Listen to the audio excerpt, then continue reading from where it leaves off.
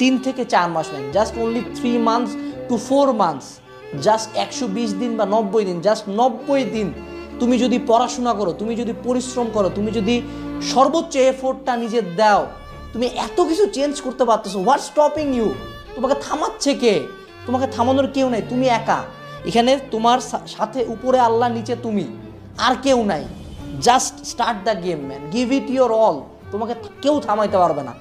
Just এইটা ensure করো যে অ্যাডমিশন টাইমে তোমার যতটুকু পড়ার কথা তুমি তার সর্বোচ্চটা পড়তেছো।